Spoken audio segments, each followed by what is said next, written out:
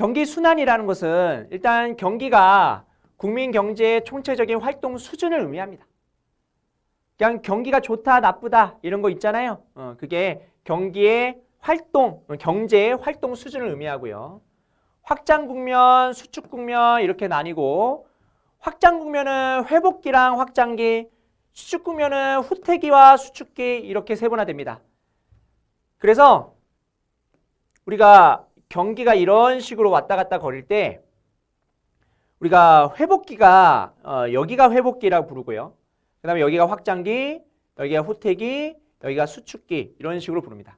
그러면서 다시 회복기 이렇게 변화되죠. 그래서 회복기에는 우리가 수요가 점차 증가를 하고요. 그러면서 안 팔렸던 재고가 팔리기 시작하고요. 물가가 안정 또는 상승합니다.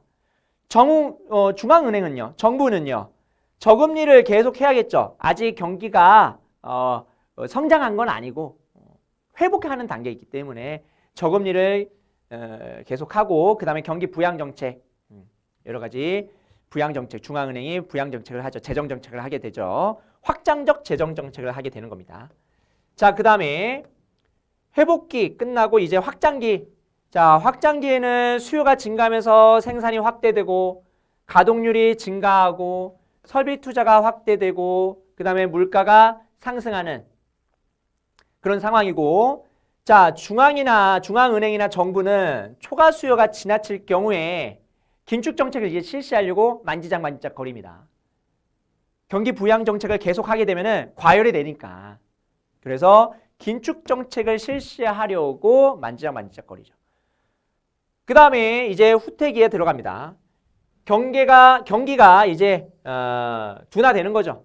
그래서 체감적으로 증가한다. 성장이 이제 체감적으로 증가한다. 그러면서 설비가 과잉 상태, 너무 많이 투자한 거예요. 그래서 생산 비용이 상승하고 기업의 이윤이 감소하고 설비 투자가 급격하게 감소한다. 그 다음에 수축기. 여기가 가장 안 좋은 데예요. 추세 수준을 하회합니다. 자, 여기서 추세 수준이라는 것은 경기가 이렇게 있을 때 여기가 추세거든요. 여기가 추세. 수축기가 여기잖아요. 수축기가. 그러면서 생산이 감소하고 실업자 수가 최고 수준이고요. 물가가 하락하죠. 안정? 뭐 안정이라고도 얘기할 수 있겠죠. 그럼 이제 어떻게 해야 됩니까? 정부나 중앙은행이 확장 정책을 해야 되는데 아직은 별다른 효과가 없는 상태죠. 확장 정책을 실시하지만 별다른 효과가 없고 회복기 때 이제 그 정책이 빛을 발하죠. 자, 경기 순환일. 경기 순환일이라는 건 기준 순환일 또는 경기 순환일인데 이게 뭐냐면 여기가 고점, 여기가 저점이잖아요. 요걸 기점으로 해가지고 경기가 바뀌죠. 그게 바로 기준 순환일입니다. 그래서 경기의 정점 또는 저점이 발생하는 구체적인 시점입니다. 그래서 경기가 바뀌는 어떤 출발점이라고 볼 수도 있겠죠. 됐죠? 자, 그 다음 경기 순환의 일반적인 특징을 한번 보면 생산량 변화는 모든 부분에서 같은 방향으로 일반적으로 같은 방향으로 되게 그냥 같은 방향으로 움직인다고 보시면 되고, 물가는 경기 확장기에 상승하고 경기 수축기에 하락하는 경기 순응적 성향을 가진다. 경기 순응적. 경기랑 같이 간다는 거죠. 앞에서 금융의 경기 순응적과 요거를 조금 구별을 하는 게 좀 좋습니다. 금융의 경기 순응적은 얘가 더 순응해가지고 이렇게 간다는 것을 의미한 거죠. 근데 여기서 경기 순응적은 경기에 따라간다. 경기에 따라간다라는 의미가 있습니다. 그러면 경기에 따라가는 어떤 지표들, 수출입 물량, 경기가 좋으면 올라가죠. 통화량, 경기가 좋으면 올라가죠. 통화 유통 속도, 경기가 좋으면 올라가죠. 그런데 경기가 좋으면 떨어지는 거, 실업률 떨어지죠. 도산율 떨어지죠. 부도율 떨어지죠. 이런 게 경기 역행적인 성향을 가진다라고 얘기를 합니다.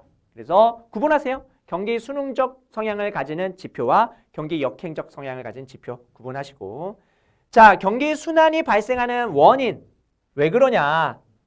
자, 화폐적 균형 경기 순환 이론에서는요. 예측하지 못한 총수요와 예측하지 못한 화폐 공급의 변화로 이루어진다. 그러니까 화폐가 예측하지 못한 방향으로 흘러갈 때 경기가 순환된다라는 겁니다. 여기까지 이렇게 정리하시면 되고, 자, 실물, 돈이 아니라 실물 자산, 생산, 기술 이런 충격으로 인해서 경기 순환이 발생한다. 요거 두 개 구분하시면 됩니다. 요거 두 개 구분하시고요. 화폐적 균형 경기 순환 이론, 그 다음에 실물적 균형 경기 순환 이론. 그 다음에 신케인즈 학파의 불균형 경기 순환 이론.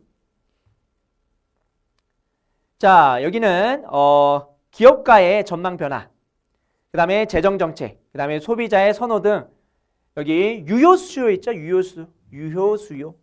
실질적으로 내가 물건을 사고 그런 것들이 유효 수요이죠. 그거에 대한 변화, 그 다음에 충격, 그러면서 화폐 시장의 수요 공급에 영향을 주어서 경기 순환이 발생한다. 결국은 뭡니까? 기업가의 전망, 재정 정책, 소비자의 선호, 수요가 일단 변하고 그 수요가 화폐 시장의 충격으로 가고 그 화폐 시장이 결국 충격이 경기 순환으로 이어진다. 요거 두 개를 짬뽕한 느낌이죠. 그렇게 이해하시면 됩니다. 신케인즈 학파의 불균형 경기 순환 이론. 그 다음에 경기 순환의 종류, 단기 파동 있고요. 2년에서 6년. 그 다음에 중기 파동 10년. 그 다음에 장기 파동 40에서 60년. 이건데, 자, 요 안에 있는 용어도 기억하시면 좋습니다. 소순환, 주글라 파동, 콘트라디에프 파동. 길수록 용어가 길수록 주기도 기네요. 문제를 위한 암기죠. 문제 풀기를 위한 암기고, 그 다음에 그 경기가 좋냐 나쁘냐 이거를 알아보는 경기 지표가 있습니다. 자, 경기 지표. 먼저 종합경기 지표가 있어요. 종합경기 지표는 경기 동향을 하나의 수치로 나타낸 어떤 지표로 종합적이고 객관적이다. 대표적으로 경기 종합지수, 경기 확장지수 이런 게 있습니다. 자, 경기 종합지수는 선행, 동행, 후행 이런 종합지수 이게 있고, 경기 확산지수는 밑에 DI라고 해가지고 관련된 여러 가지 종합지수들을 여기다가 증가지표수는 얼마고 보합은 얼마고, 보합은 별로 변하지 않는다는 거죠. 그걸 이용해서 점수화시키는 겁니다. 자, 그러면은 경기종합지수에는 뭐가 있는지를 보면, 경기종합지수는 우리가 시험 문제에서는 선행, 동행, 그 다음에 후행 이거를 비교하는 거, 이게 비교하는 게 나와요. 그래서 선행종합지수는요, 비교적 가까운 장래와 경기 동향을 예측하는 지표입니다. 그래서 미리 반영하는 거예요. 구인구직 비율 높으면 나중에 경기가 좋아지겠죠. 그 다음에 코스피 지수 다 암기하지 마시고 제가 체크해드린 부분만 암기하셔도 됩니다. 그 다음에 코스피 지수 이것도 미래의 희망을 담아가지고 미래 주가 시장에 반영이 되죠.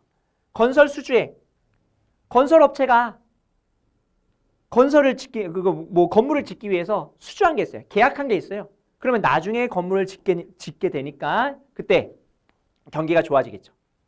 수출입 물가 비율 요거는 요거 세 가지 정도 암기하시면 되고, 그 다음에 동행은 현재의 경기 상황을 판단하는 거고요.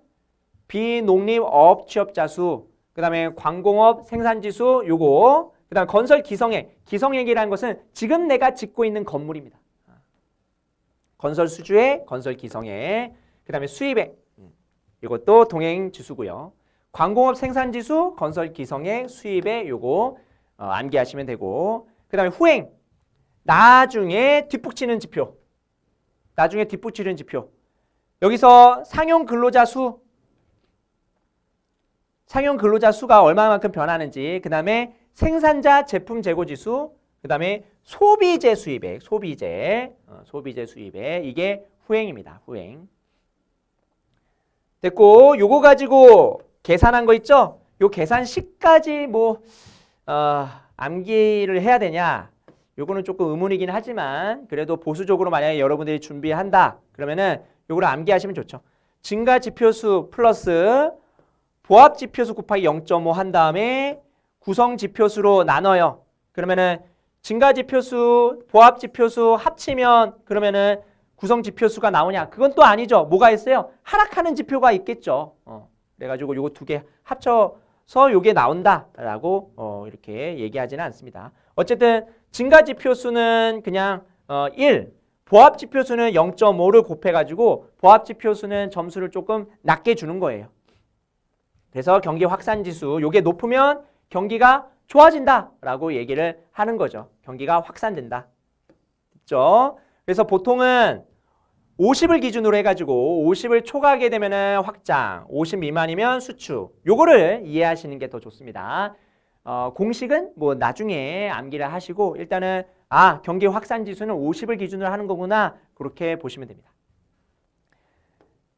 그 다음에 개별 경기 지표 GDP 이거는 그만 설명할게요. GDP 많이 나왔죠. 그 다음에 생산활동 관련된 지표가 있는데 아까 광공업 생산지수 봤었죠? 광공업 생산지수, 서비스업 생산지수 이런 것들 있고 그 다음에 수요 관련 지표, 뭐 소비, 설비투자, 건설투자 이런 거 있고 고용 관련된 지표 뭐 이런 것들이 있다 정도 그냥 참고 삼아서 보시고요. 그 다음 설문조사 지표가 있어요. 설문조사 지표. 자, 설문조사 지표는 물어보는 거예요. 가장 대표적인 게 기업 경기 실사 지수입니다. BSI. 자, 기업가한테 물어보는 게 여기는 BSI고요. 소비자한테 물어보는 게 여기 CSI예요. 둘 다 0에서 200 사이의 값을 가지고요. 기준이 얼마냐면 100이에요. 그래서 긍정적, 부정적 이걸 이용해 가지고 공식이 이렇게 있는데 이 공식을 암기하는 게 큰 의미는 없고 일단은 BSI가 뭐고 CSI가 뭔지 설문조사를 해가지고 하는 거구나. 근데 설문조사의 대상은 누구냐 했을 때 기업 경기 실사지수는 기업가, 소비자 태도지수는 소비자 이거다. 그 다음에 점수는 0에서 200이고요. 100을 기준으로 해가지고 그 이상이면 경기를 긍정적으로 본다. 100 이하면 경기를 부정적으로 본다. 이렇게 우리가 예측할 수 있다는 겁니다.